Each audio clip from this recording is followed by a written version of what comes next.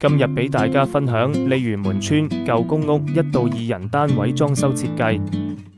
好，今日呢度係鯉魚門呢個李興樓嘅單位。咁呢個大門咧就翻新個油漆，所有牆身嘅都做翻魚膠漆翻新翻。咁門框咧就油翻白色嘅，大門都係。咁地台到時就鋪翻磚。咁呢度呢個吸嘴咧，咁到時就想新裝翻個吸嘴，明裝翻落去，係啦。咁去到呢度個屋裏面啦，咁呢度咧就做卡座。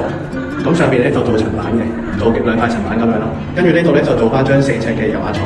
咁床頭嗰度咧就有個薄身嘅高櫃，咁就平翻呢一級嘅。咁跟住隔離咧就係個電視櫃，都係高櫃嚟嘅，就430。咁跟住咧呢度咧都有一個高櫃，就係一個餐台櫃啦。餐台就做可以成張拉出嚟嘅活動餐台，有個獅子櫃嘅中空位，跟住上面個吊櫃。咁呢一邊咧就做翻一個入牆櫃啦。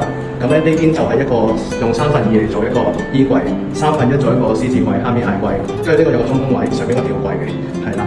咁廚房廁所方面咧，呢度咧就做翻個廁櫃，跟住上面鏡櫃。咁個鏡櫃咧就呢邊咁樣做過嚟呢邊，係啦。咁廁所上面就做啲層架位啦。咁呢度就係塊鏡。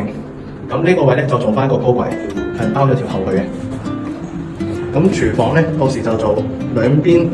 呢邊係升盤、爐頭、廚櫃咁樣就伸咗過去啦。呢邊咧就放洗衣機、雪櫃。咁呢度咧就唔做櫃嘅，淨係做呢邊廚櫃。咁上面就係吊櫃啦。呢度就係個熱水爐。咁個吊櫃就呢度咁樣做。跟住呢度咧想包埋呢隻窗，因為要出條抽煙機射子喉。係啦，啲喉位就唔改嘅。係啦，個廚房又需要先再加電掣。咁廚房、廁所就全部都唔包嘅。